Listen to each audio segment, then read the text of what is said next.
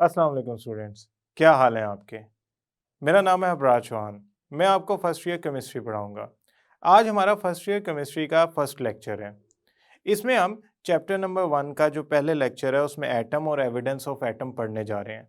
Chapter number 1 असल में basic concept से रिलेटेड है। इसके अंदर atoms, relative atomic mass, ions, moles की कैलकुलेशन, लिमिटिंग रिएक्टेंट और यील्ड के बारे में हम डिस्कस करेंगे। ये चैप्टर इंतहाई इंपॉर्टेंट चैप्टर है इस बुक का। इसके अंदर से लॉन्ग क्वेश्चन, इसके अंदर से शॉर्ट क्वेश्चन और इसके अंदर से एमसीक्यूज आते हैं। ये ज़्यादातर जो क्वेश्चंस हैं इसमें वो न्यूमेरिकल टाइप हैं, लेकिन इसका मतलब ये नहीं है कि जो थ्योरेटिकल पार्ट्स हैं उसमें से शॉर्ट क्वेश्चन नहीं आ सकता। इस चैप्टर के अंदर बहुत सारे शॉर्ट क्वेश्चन हैं जो हम हर टॉपिक के अंदर, हर लेक्चर के अंदर वन बाय वन डिस्कस करते जाएंगे। जैसा कि आज हम एटम की डेफिनेशन और एविडेंस ऑफ एटम में मौजूद मुख्तलिफ एमसीक्यूज को डिस्कस कर रहे हैं। स्टूडेंट्स याद रखिएगा, केमिस्ट्री के अंदर चैप्टर्स के बहुत सारे पार्ट्स या कॉन्सेप्ट्स जो हैं वो याद करने के लिए, उनकी एग्जांपल्स साथ उनके याद करने के लिए ज़रूरी है कि आप उस कॉन्सेप्ट को डिटेल में समझें। उसके बाद कुछ ऐसे पार्ट्स आते हैं जो न्यूमेरिकल से रिलेटेड होते हैं। फॉर एग्जांपल चैप्टर नंबर 1 में यील्ड और इसके अलावा लिमिटिंग रिएक्टेंट के बहुत सारे न्यूमेरिकल्स मौजूद हैं। एम्पिरिकल फार्मूला और मॉलिक्यूलर फार्मूला के भी न्यूमेरिकल मौजूद हैं। ये सारी चीज़ें अगर हम प्रॉपरली प्रैक्टिस कर लेंगे तो हमारे न्यूमेरिकल्स अच्छे हो जाएंगे। अगर हम डेफिनेशन एक दफ़ा लिख लेंगे बुक के मुताबिक एक्यूरेटली, तो हमारे हमारे ना से वो शॉर्ट क्वेश्चन तैयार हो जाएगा, बल्कि उसकी एग्जांपल्स भी हमें याद करने की ज़रूरत है जो पूरे मार्क्स के लिए ज़रूरी है। तो स्टूडेंट्स हम चलते हैं अपने फर्स्ट लेक्चर की तरफ और पढ़ते हैं आज का पहला टॉपिक जो है एटम्स और एविडेंस ऑफ एटम। स्टूडेंट्स आज हम पहला बेसिक कॉन्सेप्ट पढ़ने जा रहे हैं एटम के बारे में।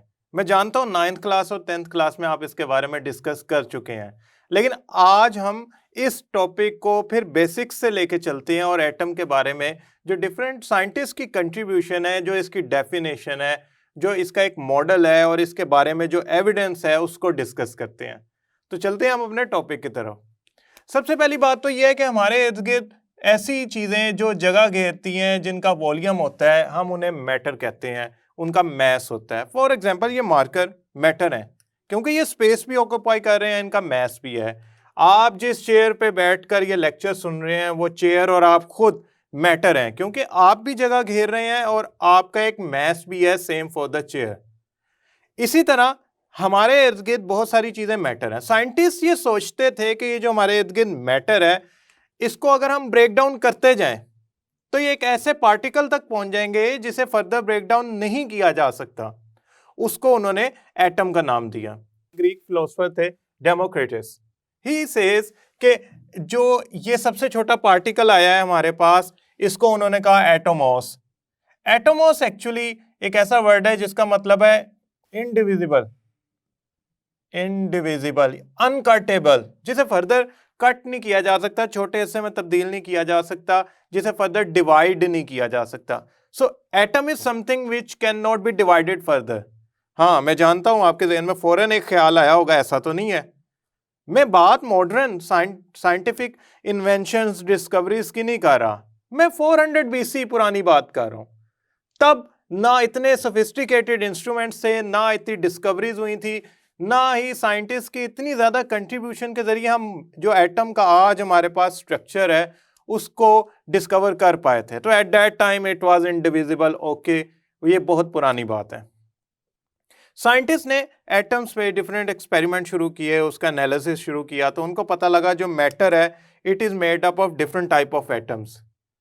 हमने 17th सेंचुरी तक बहुत सारी मैटर्स को स्टडी किया तो पता लगा वो डिफरेंट किस्म के एटम से मिलकर बनी होती हैं। यही वजह है कि उनकी प्रॉपर्टीज एक दूसरे से डिफरेंट होती हैं। मसलन कार्बन एटम से मिलकर बने हुए hydrocarbon should have different properties from water, because water is not made up of carbon, it is actually made up of hydrogen and oxygen. So यहाँ पे एक बात तो कंफर्म हो गई कि मैटर में एक छोटा पार्टिकल होता है जो किसी ना किसी तरह कंबाइन करके, मिलकर, केमिकली रिएक्ट करके कंपाउंड्स बनाता है या मैटर बनाता है जिनकी प्रॉपर्टीज एक दूसरे से डिफरेंट होती हैं। John Dalton was English school teacher, he was a scientist, he gave his atomic theory. उन्होंने कहा भाई एटम के बारे में मैं बताता हूँ। उन्होंने कहा एटम एक इनडिविजिबल पार्टिकल है। डेमोक्रेटस की जो बात है उनको उसको अपहोल्ड किया। उन्होंने कहा हाँ जी इंडिविजिबल पार्टिकल है, ये हार्ड एंड स्फेरिकल शेप का है, जैसा कि मैं आपको पिक्चर में दिखा रहा हूं। ये थ्योरी भी क्लासिकल थ्योरी है, ये रिजेक्ट हो चुकी है क्योंकि एटम इंडिविजिबल भी नहीं है। एटम एक स्फेरिकल शेप में हमें लगता है, एक्चुअली उसकी जो शेप है, उसके इलेक्ट्रॉनिक क्लाउड्स जो हैं उसमें आप देख सकते हैं कि डिफरेंट सब शेल्स होते हैं, डिफरेंट कॉम्प्लेक्स पार्ट्स हैं। तीसरी बात यह है कि जो एटम है उसके सेंटर में न्यूक्लियस होता है, जिसके बारे में John Dalton did not tell anything. So scientist अपने मुताबिक, अपने दौर के मुताबिक उसमें कंट्रीब्यूशन करते गए और एटम का जो मॉडल है वो रिफाइन होता गया, रिफाइन होता गया, रिफाइन होता गया, और आज हमारे सामने एक स्टैंडर्ड एटम की जो कॉम्प्लेक्स शेप है जिसके अंदर इलेक्ट्रॉन रिवॉल्व कर रहे हैं, न्यूक्लियस है, वो हमारे सामने है। हम उस पर बाद में चलते हैं, जरा हम एटम की डेफिनेशन की तरफ पहले चलें। एटम जो है वो स्मॉलेस्ट पार्टिकल है एलिमेंट का। Atom is the smallest particle of element. For example hydrogen element का जो एटम है हाइड्रोजन, ये डिफरेंट होगा फ्रॉम कार्बन एलिमेंट के जो सबसे छोटा पार्टिकल एटम है उससे। सो इसका मतलब ये हो गया कि हर एलिमेंट का जो एटम है, पहली बात है उसका छोटा पार्टिकल कहलाएगा, उसका यूनिट कहलाएगा। दूसरी बात, it takes part in chemical reaction, ये रिएक्शंस में हिस्सा लेता है। अब आप कहेंगे सर केमिकल रिएक्शंस का मतलब वो रिएक्टेंट प्रोडक्ट वाली बात ही है। बिल्कुल, रिएक्टेंट्स जब प्रोडक्ट में चेंज होते हैं तो होता क्या है, उसमें जो ऑलरेडी फॉर्म बॉन्ड्स होते हैं वो ब्रेक डाउन होते हैं, बॉन्ड्स ब्रेक डाउन, और प्रोडक्ट में क्या होता है, न्यू बॉन्ड्स फॉर्म होते हैं, न्यू बॉन्ड्स आर फॉर्म। ये बॉन्ड्स किनके दरमियान ब्रेक डाउन होते हैं, ये बॉन्ड्स किनके दरमियान फॉर्म होते हैं, एटम्स के दरमियान। For example hydrogen chloride HCl एक बड़ी जबरदस्त किस्म की एसिड है। उसमें होता क्या है, उसको बनाने का तरीका क्या है, क्या हाइड्रोजन और क्लोरीन का आपस में रिएक्शन होता है, पुराने बॉन्ड टूटते हैं और फिर हाइड्रोजन और क्लोरीन के दरमियान न्यू बॉन्ड फॉर्म होते हैं। सो रिएक्टेंट एंड प्रोडक्ट में हो क्या रहा है, एटम्स पुराने बॉन्ड तोड़कर नई फॉर्मेशंस बना रहे हैं, बॉन्ड की नई अरेंजमेंट्स बना रहे हैं, नए बॉन्ड्स बना रहे हैं। तो एटम्स ही रिएक्टेंट में, एटम्स ही प्रोडक्ट में बॉन्ड ब्रेकिंग, बॉन्ड फॉर्मेशन करके नए नए केमिकल रिएक्शंस कर रहे हैं। सो एटम तो केमिकल रिएक्शन में हिस्सा लेता है, एक बात तो हमें पता लग गई। अब आप कहेंगे सर एटम्स की क्या एग्जांपल हो सकती हैं। एटम्स की एग्जांपल मॉडर्न पीरियोडिक टेबल के अंदर तो 118 तक पहुंच गई हैं। दो तरह की जरा एग्जांपल्स पढ़ते हैं, hydrogen, carbon, nitrogen, oxygen, fluorine. फिर noble gases, xenon, krypton, helium, neon. अब बात यूं है कि ये जो मैंने एग्जांपल्स लिखी है ना, मैंने जान के इनको दो लाइंस में, लेयर्स में लिखा है। ये जो पहले वाले एटम्स है ना, इनको बॉन्ड बनाना पड़ता है खुद को स्टेबलाइज करने के लिए। ये अकेले अकेले एटॉमिक फॉर्म में एग्जिस्ट नहीं करते, यानी कि इंडिपेंडेंटली ये एग्जिस्ट नहीं करते। फॉर एग्जांपल अगर हम नाइट्रोजन की बात करें तो नाइट्रोजन हाइड्रोजन से बॉन्ड बनाती है in the form of ammonia. Carbon की बात करें, ऑक्सीजन से मिलकर कार्बन डाइऑक्साइड बनाता है। ये वही गैस है जिससे हमने ग्लोबल वार्मिंग की हुई है और आज हमें बहुत नुकसान हो रहा है, हमारे जो वेदर कंडीशंस हैं वो सीवियर हो गई हैं, उससे पाकिस्तान को खास तौर पे बहुत नुकसान हो रहा है।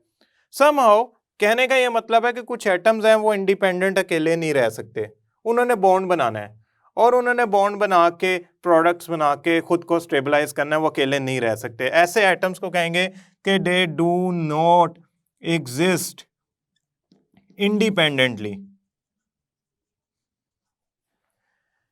ये है नोबल गैसेस, इनका नाम ही ऐसा, नोबल गैसेस। नोबल शरीफ, रिएक्शन ना करने वाली, रिएक्टिव नहीं है। नोबल गैसेस जो होती है ना, उनको रिएक्शन करने की जरूरत नहीं होती, ये इंडिपेंडेंटली एग्जिस्ट करती हैं। उसकी वजह क्या है, उसकी वजह यह है कि इनका आउटर मोस्ट शेल कंप्लीट होता है, इनकी इलेक्ट्रॉनिक कन्फिग्रेशन स्टेबल होती है, इनको रिएक्शन की जरूरत नहीं होती, तो अल्टीमेटली ये रिएक्शन ही नहीं करती।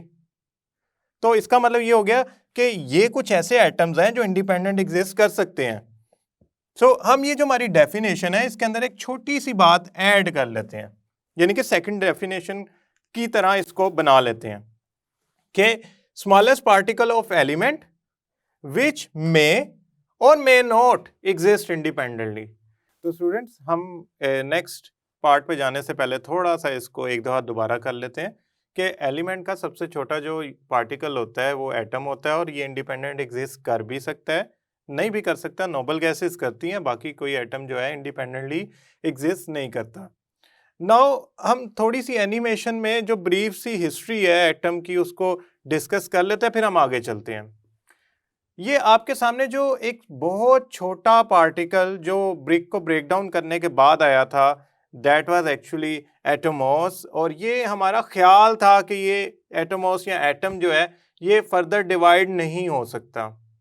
बाद में जॉन डाल्टन ने जो थ्योरी पेश की उसके मुताबिक भी ये एटम जो है एक हार्ड डेंस स्फीयर है।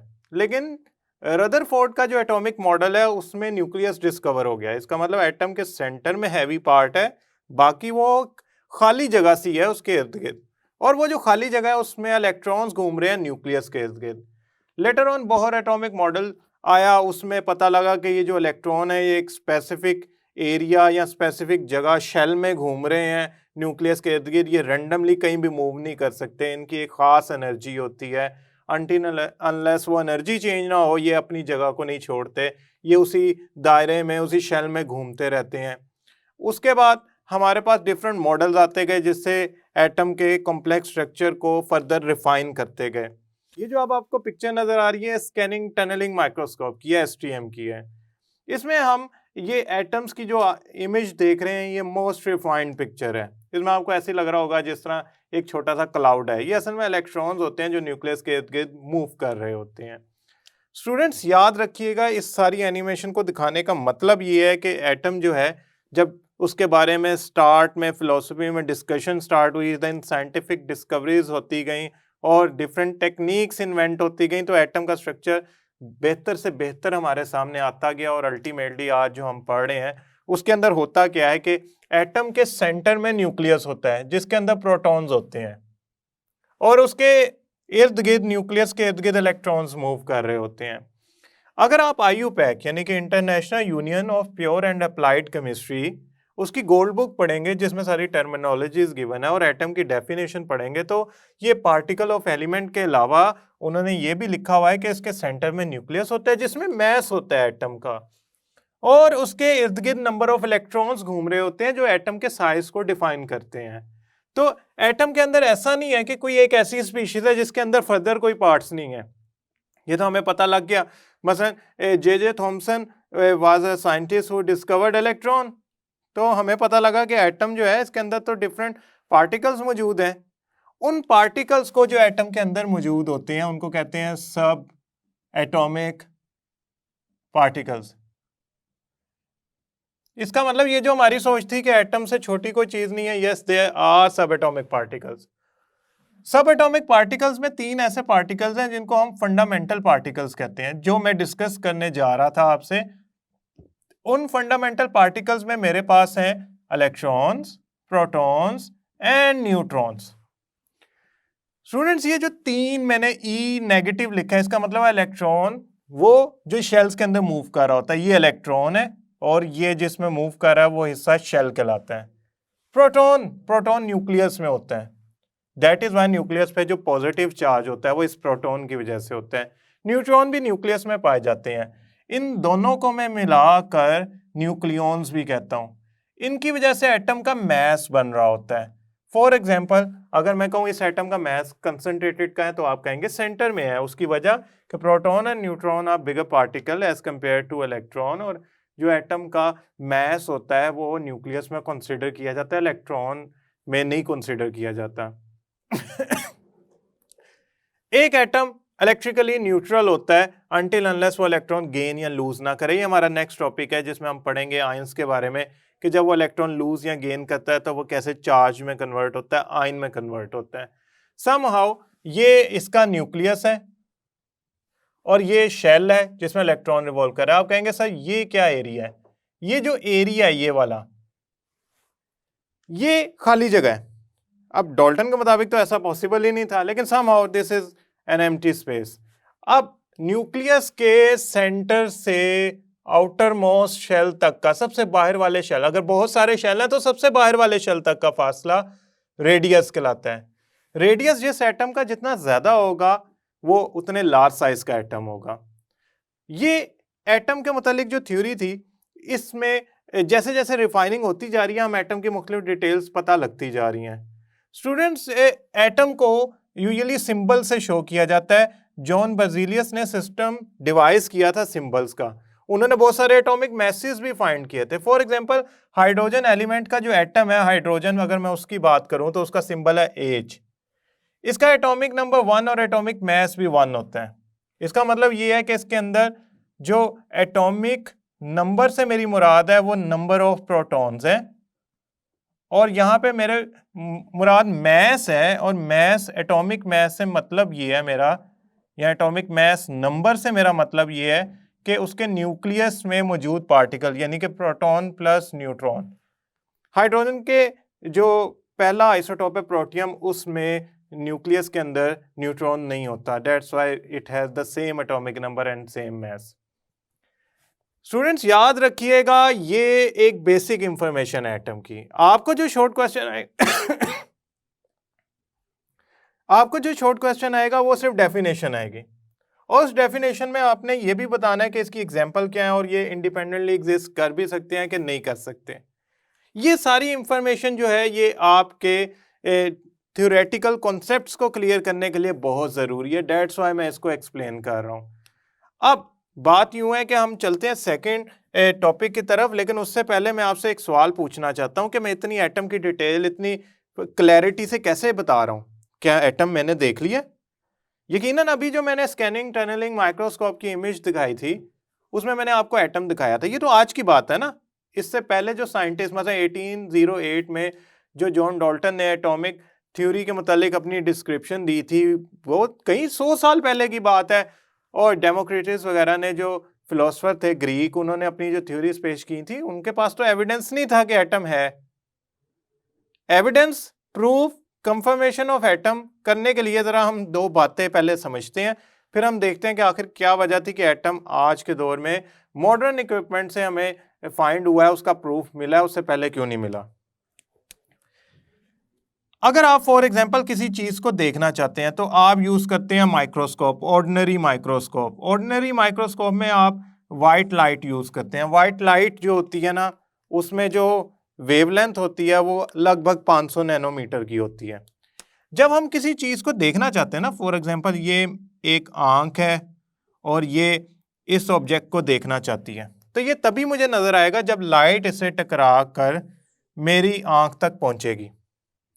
अगर ये लाइट इससे नहीं टकरा पाती, या ये पार्टिकल इस लाइट के अंदर मौजूद जो वेवलेंथ है उससे छोटा है, तो ऐसे ही है जैसे ये इसको ऊपर से टाप गई है, ये इससे टकरा के वापस नहीं आ सकी। फॉर एग्जांपल मेरे रास्ते में कोई रेत का जर्रा रख दे तो मुझे इससे कोई फर्क नहीं पड़ेगा, मैं उसे रिफ्लेक्ट बैक नहीं होऊंगा, टकरा के वापस नहीं आऊंगा।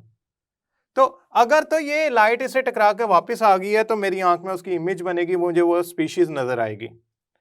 हम यूजुअली ऑर्डिनरी माइक्रोस्कोप से जो स्पीशीज देख सकते हैं वो 500 नैनोमीटर के अराउंड होती है, इससे छोटी नहीं देख सकते।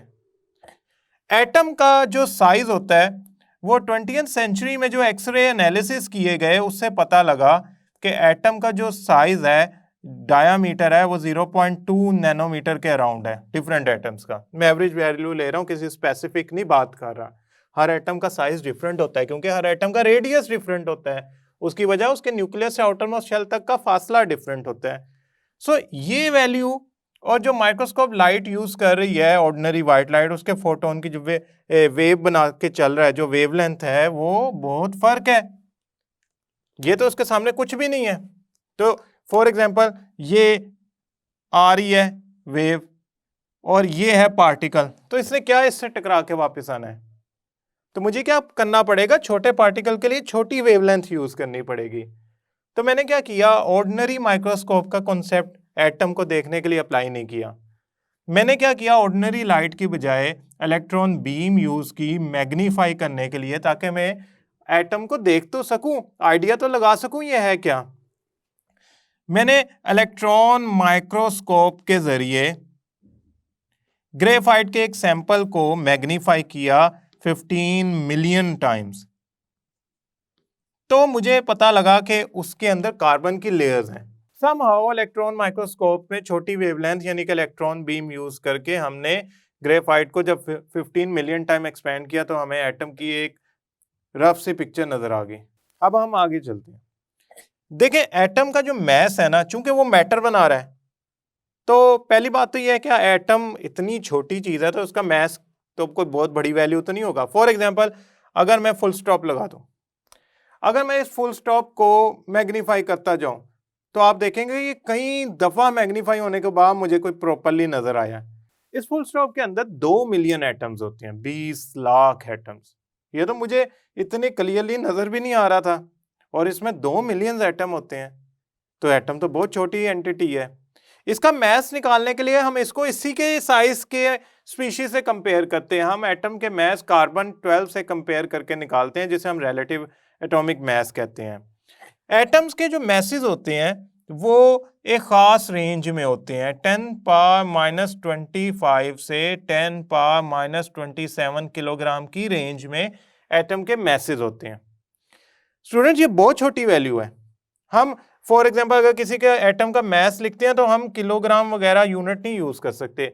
हम एटम के मैसेज को लिखने के लिए जो यूनिट इस्तेमाल करते हैं वो होता है AMU, एटॉमिक मैस यूनिट, जो हम आगे पढ़ेंगे इंशाल्लाह नेक्स्ट लेक्चर के अंदर। 1 एटॉमिक मैस यूनिट इक्वल होता है 1.661 10⁻⁻27 किलोग्राम के। ये यूनिट हम यूज करते हैं to write down the message of any atom. अच्छा, अब आप दो चीजें याद रखिएगा। एटम का जो साइज है ना वो नैनोमीटर और एंगस्ट्रॉम दोनों में शो किया जाता है। नैनोमीटर क्या है? नैनोमीटर का मतलब है 10⁻⁹ मीटर। नैनोमीटर का मतलब है 10⁻⁹ मीटर। समटाइम एटम का जो साइज होता है चूंकि बहुत छोटा होता है वो हम एंगस्ट्रॉम में भी शो करते हैं, जिसका मतलब होता है 10⁻⁻10 मीटर।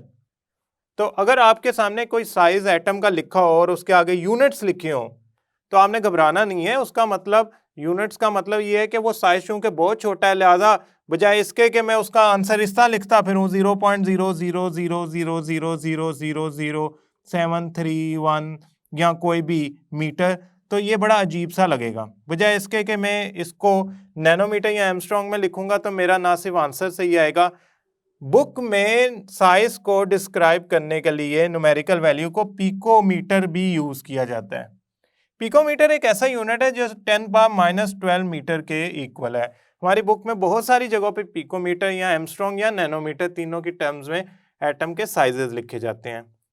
तो पहली बात तो यूं है कि हमने एविडेंस ऑफ एटम को प्रूव किया कि हमारे पास एविडेंस है। हमने जब इलेक्ट्रॉन माइक्रोस्कोप यूज की तो हमें आइडिया हुआ कि ऑर्डिनरी माइक्रोस्कोप में यूज होने वाली लाइट इस काबिल नहीं थी कि वो एटम को दिखा सके। तो हमने इलेक्ट्रॉन बीम यूज की जिससे हमें वो नजर आया एटम, और उस एटम के साइज छोटा होने की वजह से वो जब डिस्कवर हुआ उस पर डिफरेंट हमने एक्सपेरिमेंट्स किए, तो उसके बावजूद हम ये कह सकते हैं कि एटम के अंदर भी छोटे पार्टिकल मौजूद होते हैं जिन्हें सब एटॉमिक पार्टिकल्स कहते हैं। ये 100 से ज्यादा डिस्कवर हो चुके हैं। स्टेबल है या अनस्टेबल वो एक अलग बहस है, लेकिन हमारे काम के 3 फंडामेंटल पार्टिकल हैं, electron, proton and neutron. Proton और न्यूट्रॉन न्यूक्लियस में होते हैं और जो इलेक्ट्रॉन है वो न्यूक्लियस के इर्द गिर्द घूम रहे होते हैं, इलेक्ट्रॉनिक क्लाउड बना रहे होते हैं, एटम का साइज डिस्क्राइब कर रहे होते हैं। स्टूडेंट्स ये जो टॉपिक है इसमें ज़्यादातर जो आते हैं वो MCQs आते हैं कि एटम का जो मैस है वो किस रेंज का है, एटॉमिक मैस यूनिट की वैल्यू किसके इक्वल है। समटाइम ये कन्वर्जन आ जाती है, एज सच ये एक वैल्यू के तौर पे तो नहीं आ सकता कि आपसे वो किसी भी एटम का साइज पूछ लें। 4-5 एटम का ज़रूर याद रखिएगा, कार्बन, ऑक्सीजन, हाइड्रोजन वगैरह का, लेकिन पूरे पीरियोडिक टेबल के हर एटम का साइज याद करने की ज़रूरत नहीं है। माइक्रोस्कोप क्यों नहीं दिखा सकी? इलेक्ट्रॉन बीम यूज़ करके हमें ग्रेफाइट का जो सैंपल नज़र आया उसमें कार्बन लेयर्स की फॉर्म में अरेंज्ड है। फंडामेंटल पार्टिकल्स क्या होते हैं, एटम की डेफिनेशन क्या है और एटोमोस का जो वर्ड है उसका मतलब क्या है, ये एक इंतहाई इंपॉर्टेंट MCQ है। ये एक शॉर्ट क्वेश्चन है। आई होप ये आप टॉपिक पूरा डिस्कस कर चुके हैं और इसमें मैं पार्ट्स भी बता चुका हूं, लेकिन एक चीज कि जब आप ये टॉपिक पूरा कंप्लीट एक दफा रीड आउट कर लेंगे तो आप बुक पे अंडरलाइन कीजिएगा इंपॉर्टेंट पॉइंट्स को, इंपॉर्टेंट वैल्यूज़ को, ताकि आप उसको जब दोबारा पढ़ें तो आपके पास सारी इंफॉर्मेशन अंडरलाइंड हो, उसके ऊपर एमसीक्यू लिखा हो, उसके ऊपर शॉर्ट क्वेश्चन लिखा हो और वो आपके लिए याद करने के लिए आसानी होगी। ये एक ट्रिक है कि इस तरह आप पूरे बुक के हर टॉपिक को जब डिटेल में उसका पार्ट्स, उसके शॉर्ट क्वेश्चन और उसके एमसीक्यू अंडरलाइन करते हैं तो वो ना सिर्फ आसानी से कवर हो जाता है, बल्कि उसको आप आसानी से देख भी सकते हैं कि इसमें से एमसीक्यू, इसमें से शॉर्ट, इसमें से लॉन्ग आएंगे। मैं हर टॉपिक में जो इम्पोर्टेंट पार्ट्स हैं, शॉर्ट क्वेश्चन या एमसीक्यू आपसे डिस्कस करता रहूँगा, आप उसे बुक पे मार्क करते रहिएगा। स्टूडेंट्स, एक बात तो कंफर्म होगी कि फर्स्ट ईयर की केमिस्ट्री दिखने में ज़रूर मुश्किल लग रही है, लेकिन इसमें तो बेसिक कॉन्सेप्ट्स हैं और उनकी एग्जांपल्स हैं। अगर आप कॉन्सेप्ट को क्लियरली अंडरस्टैंड कर लेते हैं, उसको समझ लेते हैं, उसको याद कर लेते हैं, तो वो कॉन्सेप्ट ना सिर्फ आपके लिए आसान हो जाएगा, आपके लिए लिखना आसान हो जाएगा, बल्कि फर्स्ट ईयर में नंबर लेना भी आसान हो जाएंगे। इसके अंदर जब न्यूमेरिकल्स आएंगे तो हम उसकी प्रैक्टिस करने के लिए कुछ क्वेश्चंस को भी करने की कोशिश करेंगे, लेकिन अगर आप एटम और एविडेंस ऑफ एटम में बात करें तो उसके definition of atom, evidence of atom में डिफरेंट एमसीक्यूज, यानी कि मास ऑफ एटम किस रेंज में होता है, size of atom X-ray analysis के जरिए जो हमें पता लगा उसकी वैल्यू, और ऑर्डिनरी माइक्रोस्कोप एटम क्यों नहीं दिखा सकती, इसके बारे में ज़रूर याद रखिएगा। सबसे इंपॉर्टेंट शॉर्ट क्वेश्चन इसमें डेफिनेशन ऑफ एटम है। मैं उम्मीद करता हूँ ये लेक्चर आपको समझ आया होगा। नेक्स्ट लेक्चर तक के लिए अल्लाह हाफिज़।